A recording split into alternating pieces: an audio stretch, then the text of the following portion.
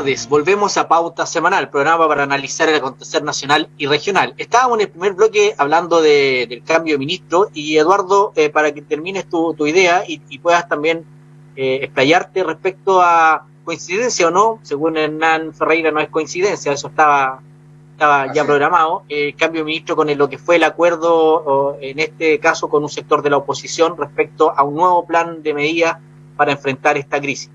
Eduardo, por favor. Sí, bueno, volver a establecer que a mi juicio y al juicio de muchas personas que pertenecen al mundo progresista, la estrategia que siguió el gobierno es una estrategia que se equivocó profundamente, y ya llegará el tiempo de las evaluaciones finales, cuando pase esta pandemia, en algún momento tendrá que pasar y veamos efectivamente cuál fue el resultado de una estrategia errada.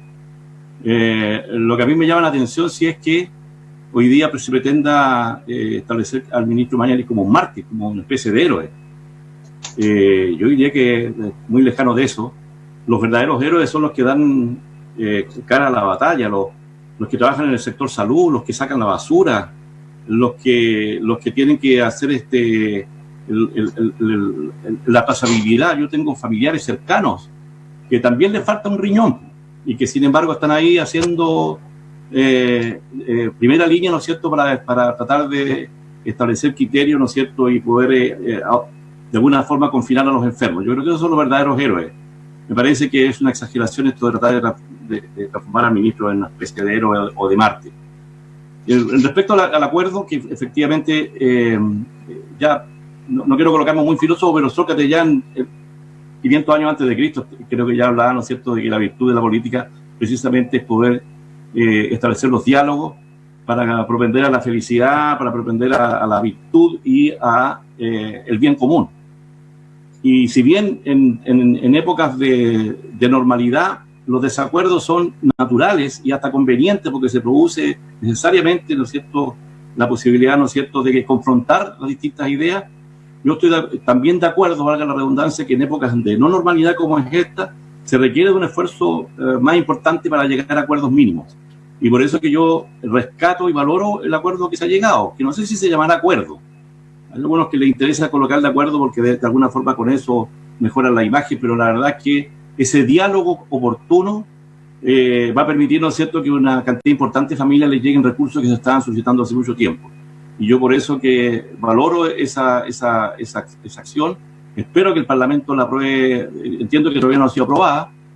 Hoy día viernes hoy día, ¿no es cierto? Y yo espero, ¿no es cierto?, que se apruebe, ¿no es cierto?, porque efectivamente lo que requiere la familia chilena, el común y corriente de los chilenos, es un apoyo significativo del Estado que tiene los recursos. Todos sabemos que el Estado tiene fondos soberanos, que tiene ahorros y que tiene la posibilidad además de endeudarse, y que hay que hacerlo ahora, no cuando ya la cosa sea muy crítica. De manera que yo valoro profundamente ese acuerdo, con todas las dificultades. Probablemente hay gente que quiere más, pero yo lo he dicho, para acordar algo con el adversario, tú tienes que ceder y el adversario tiene que ceder. No es posible un acuerdo en donde yo quiera solamente se me dé el acuerdo cuando yo lo pida todo. Recordar que el ingreso familiar de emergencia, que es una de las medidas que está en este paquete económico, paquete de acuerdo para enfrentar la crisis, un 2.0 le llamaron a este paquete de medidas, en el primero establecía un ingreso por 3 meses de 65.000 pesos por persona, que iba decreciendo en el tiempo, cosa un poco en realidad bastante extraña, pero hoy día, al menos en el nuevo acuerdo, esa cifra se incrementa a 100.000 pesos durante 3 meses a lo menos, y un paquete de medidas de $12.000 millones que permite de alguna manera enfrentar los próximos 2 años. Dentro de eso también hay medidas para el empleo, para las pequeñas y medianas empresas y también para el sector de salud. En ese sentido, el gobierno se abrió un poco a la petición que venía del mundo de la oposición de incrementar este ingreso familiar de emergencia, pero no es menos cierto que también nos hemos visto, al menos por redes sociales, que hay un grado de descontento, puesto que muchas familias que probablemente no tenían la ficha o del Registro Nacional de Hogares y que producto de esta crisis personas han perdido su empleo, su trabajo, hay un tema de eficacia, de llegar rápidamente con la medida. frente a eso también nos encontramos con un sistema que tiene una inercia que lamentablemente hace que no llegue tan rápido como quisiéramos esta ayuda a las familias que lo están pasando mal y que lo hemos visto en todos los noticiarios durante todas estas últimas semanas. Gabriel, junto con este acuerdo y valorar este acuerdo, también hay una especie de mensaje para actuar con mayor prontitud y eficacia y llegar con el recurso en forma oportuna y rápida. Mira, de un principio en Renovación Nacional hemos estado a favor de los acuerdos. Yo creo que si había un momento donde se necesitaba lo mejor de la política y dejar las trincheras de lado, era ahora. Y así también se han recibido en buena hora los mensajes que lo hemos conversado acá, y que no eran cerrar puertas a ciertas medidas, era sino tener cuidado con la billetera fiscal. Este paquete de medidas van enfocados a las personas, a las empresas, a la sociedad civil, a los municipios, empresas pequeñas, medianas y también las grandes, a todos los que producen en este país. Estamos en un escenario donde el llamado de la autoridad es al distanciamiento social, al autocuidado, y eso merma la producción. Mientras no haya producción, tampoco la billetera fiscal se ve muy abultado. Entonces lo que se requiere es, primero, ser muy responsable, y segundo, porque hemos tenido un país, una nación muy fuerte que ha resistido este y otros avatares. Hoy estamos en la posición de acceder a deuda, a otros recursos y otros medios para garantizarle ciertas cosas a la gente que más lo necesita y que vienen vinculados a necesidades básicas, como es algo tan esencial como la alimentación. Aquí no es el mercado por el comercio, aquí no es la interacción humana solo por lucrar, sino que es la actividad productiva que lleva el pan a la mesa. Así que valorar todo este paquete de medidas y en la forma en que se llevó a cabo, en un acuerdo transversal nacional, y que tenemos que estar a la altura, a lo menos quienes participamos en la política, de poder cumplir con esto. Así que también llamar a todos los parlamentarios, sobre todo los de la región, independientes de que hayan participado o no en esta mesa del acuerdo, a aprobarlo. Son muy necesarios. Esto también deja los problemas de filtro de la puerta de entrada de cómo se accede a esto. Bono de emergencia ya que es de 100.000 y con un límite de 400.000, tú puedes acceder mediante el registro social de hogares, pero también toma otras variables, y de hecho va enfocado a los aranceles y a los recursos que percibe la familia mediante el cruce de mucha información, incluso la que pueda cruzar la misma persona. Si es que mediante el servicio de impuesto interno, en la emisión de boleta, se ve una merma de lo que se recibía, uno puede solicitar y puede acceder, y qué bueno que pueda estar haciendo esta promoción de la política pública en las páginas de Chile Atiende, del Registro Social de Hogares y todos los medios del Ministerio de Desarrollo Social y otros, que son las ventanillas virtuales, preferir virtuales y las a distancia, quienes puedan solicitar esto para ser reevaluado, porque esto es reevaluado constantemente y mes a mes se ve uno encasillado en algún tramo de este registro, con múltiples variables que intentan mostrar la realidad de la familia y de la persona que está solicitando estos beneficios. Ahí aprovechar de informar que un ejemplo que el otro día yo vi también respecto a este tema era algo súper práctico. Si una persona, una familia, por alguna razón disminuyó por este periodo su ingreso, por decir algo, si ganaba 400.000 o 500.000 pesos y lo trabajó a 300.000, sigue con trabajo, pero tiene su ingreso 300.000, con este paquete económico, a lo menos el incremento, el diferencial para llegar a los 400.000 va por cuenta del Estado. Es decir, no es necesario, esta ayuda no es para solo las personas que están hoy día con desempleo y que pertenecen a porcentaje más vulnerable de nuestra población, sino que también ayuda a familias que han perdido o han tenido una rebaja o una merma de sus ingresos. Entonces, en eso también informar y aprovechar todos los espacios para preguntar, consultar, porque hay beneficios que efectivamente no están llegando por desconocimiento y no porque no son sujetos de ese beneficio. Así que hacemos ese llamado a a preocuparse, a consultar a todos los organismos públicos, porque en realidad este acuerdo es un acuerdo importante que al menos sirve para paliar esta situación. Hernán, frente a este acuerdo, me imagino que está conforme, independiente de que se cedió o no se cedió. Creo que al ver alcaldes de la UDI, precisamente, en zonas importantes del Gran Santiago y otras, que valoran este acuerdo, imagino que ustedes también lo hacen. Pero la consulta es, ¿cómo también podemos contribuir desde la región a que esta ayuda también sea más eficaz? Es decir, que llegue de manera oportuna. ¿Qué piensas al respecto? Bueno, yo creo que no, desde ese punto de vista, que la ayuda llegue de manera oportuna. Pasa también, efectivamente, porque uno escucha mucha queja de registro social de hogares, hay mucha queja, ¿cierto?, de que no se actualiza o que ha costado actualizarse, porque gente que tenía... Anoche no me conversaba una persona y decía, mira, aquí en esta casa trabajan 3 personas, yo solamente trabajo yo nomás. O sea, ni siquiera trabajo porque tengo una pensión. Antes trabajaba y ahora me quedé sin trabajo y estamos sobreviviendo gracias a la pensión y no me llega ningún beneficio, o sea, no me llega exactamente nada.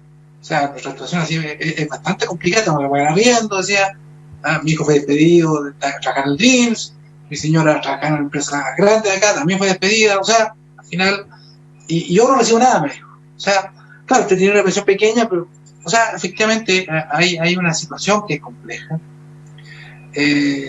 Y esto pasa... hacer algo local hoy día, con la herramienta que tiene hoy día el gobierno, los gobiernos locales, regionales, es difícil, ¿no? Porque hay una estructura nacional y por tanto se rigen a parámetros nacionales. Por tanto, hoy día hacer eso creo que es poco.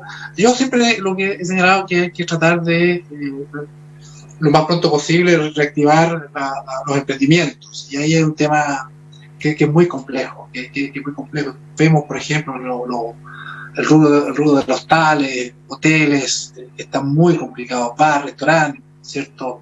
Sumamente complicado. Por ejemplo, me hablaban otro día unas pymes de bar, restaurantes, me decían, mire, igual no siguen cobrando la patente. ¿Ah? Claro, no están prorrogando, no están prorrateando, pero resulta que nos cierran, ¿cierto? Nos cierran, la autoridad nos cierra y más encima nos quiere cobrar patente. O sea, ¿cómo, digamos? Es un tema... Yo entiendo que la ley lo señala, pero creo que ahí hay que hacer algo, porque si no, esta gente, estos empresarios, mini empresarios, pequeños empresarios, la verdad es que van a desaparecer. Y después, ¿cómo levantamos? Porque a puros 100.000 pesos, y aunque tú le pases 200.000 pesos a una persona por varios meses, ¿cómo sobrevive si después de eso no va a tener trabajo, no va a tener fuente de trabajo? Mi preocupación permanente, y desde siempre en realidad yo diría, es que la gente tenga trabajo. Es la única manera, ¿cierto?, de poder salir adelante, porque el gobierno le podrá dar un bono, pero no le puede dar un bono por 1 año o 2 años, ¿cierto? Eso no hay. Y algunos que piensan que hay que endeudarse, para un juicio, en la medida que nosotros tengamos la posibilidad de echar mano a recursos propios. Vamos a ver qué pasa ahora, por ejemplo, con reajuste del sector público. ¿Irá a haber un reajuste del sector público? ¿Irá a pedir reajuste los empleos públicos? ¿O van a decir, no, por esta pandemia nosotros no vamos a pedir reajuste? Vamos a ser solidarios con el país y no vamos a pedir 0 reajuste, y no vamos a quedar tranquilos con lo que tenemos. ¿Irán a hacer eso? ¿Ah? ¿Algunos servicios públicos irán a disminuir ciertas funciones? O sea, yo creo que hay mucho que hacer. Hay mucho que hacer para... En eso de mucho que hacer, Hernán, y les comento en los últimos minutos del programa, también el paquete de medidas tiene que ver con un rol en este caso del Estado, del servicio público importante, porque si es cierto, hay 3 segmentos: el de la salud propiamente tal, que está combatiendo esta crisis sanitaria; está el ámbito social, que tiene que ver con esta distribución, de llegar con ayuda efectiva y eficaz a las familias que lo están pasando mal; pero hay un rol que tiene que ver con mirar un poquito más allá de lo inmediato, que tiene que ver con preparar la inversión pública, generar el fomento de la inversión, como dices tú, apalancar recursos y facilitar para que las empresas puedan mantener sus puestos de trabajo. Y en esa área, al menos hasta antes de este acuerdo, no escuchábamos mucho. Veíamos a los servicios muy restrictivos, que lo primero que hizo el gobierno, y ahí no quiero decir si es bueno o malo, pero lo primero que se hizo,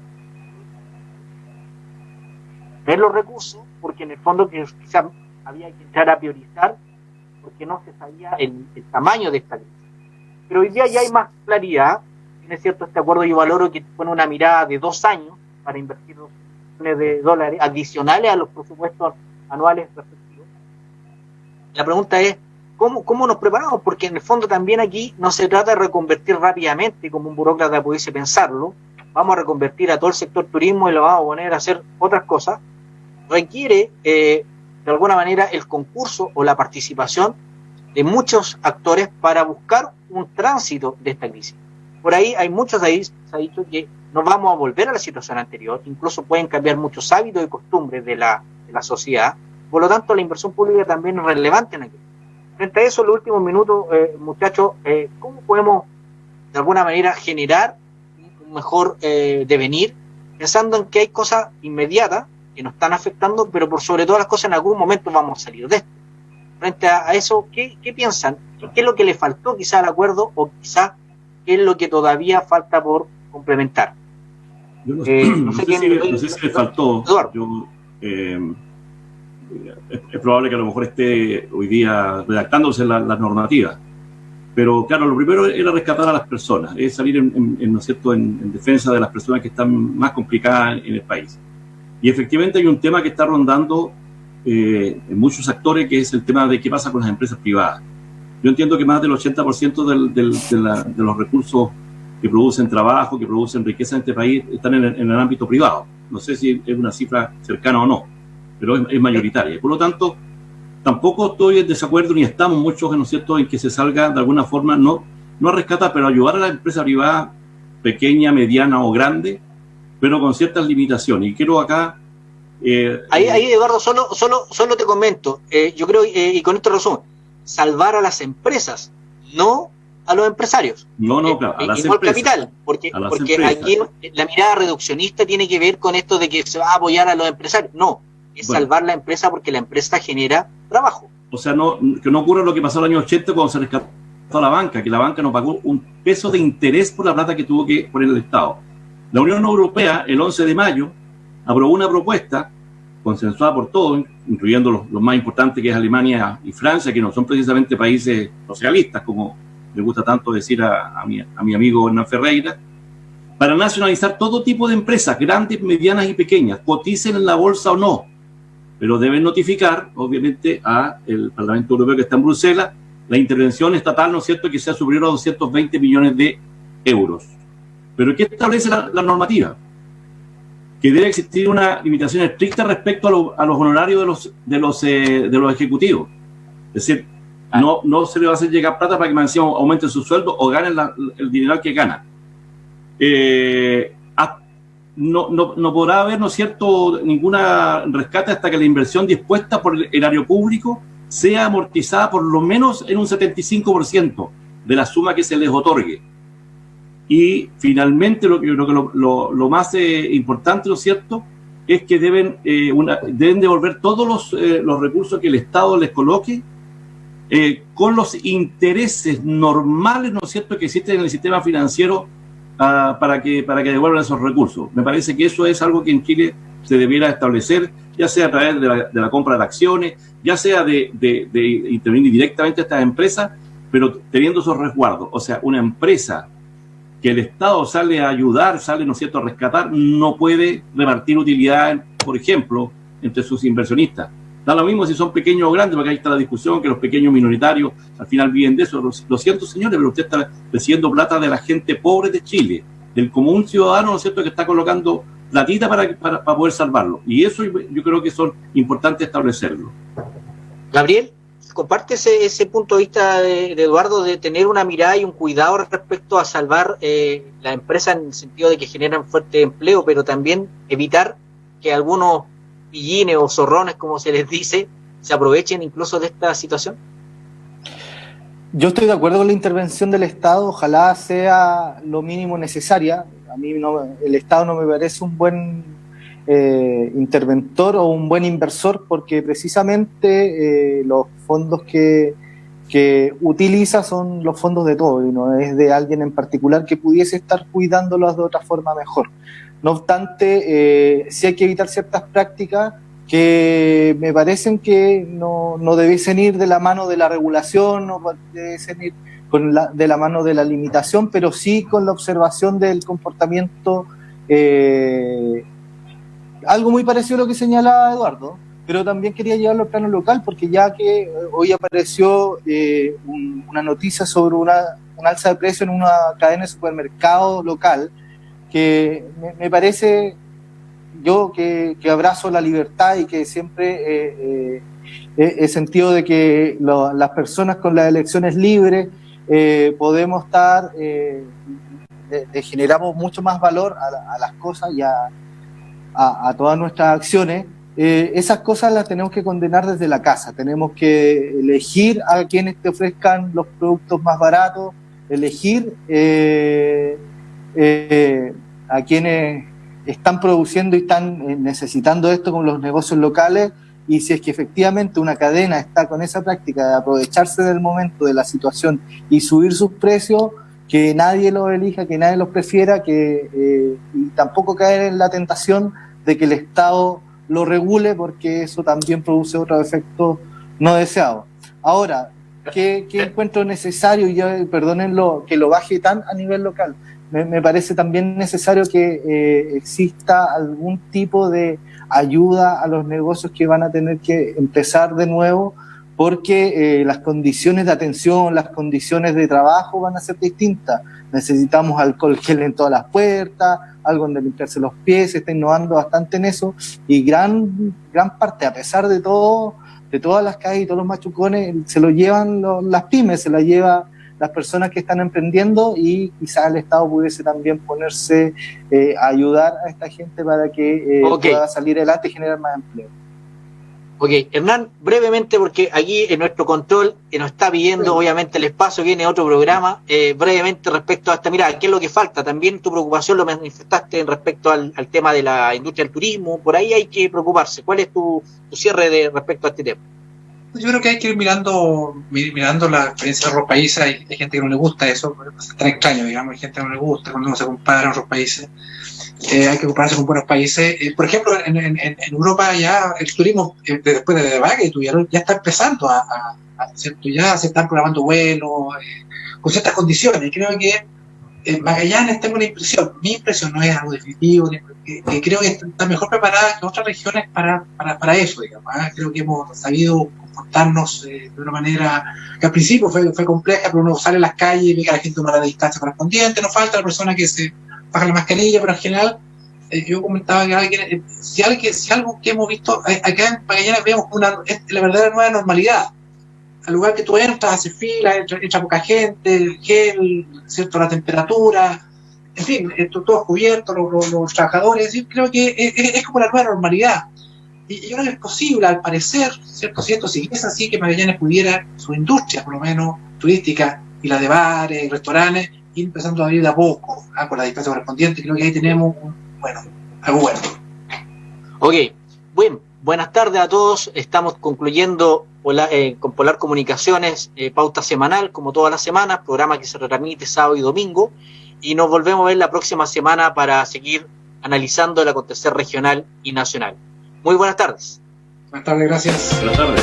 Polar Comunicaciones, radio, televisión e internet presentó Pauta Semanal. Participan Cristian García, Juan Francisco Miranda, Eduardo Manzanares,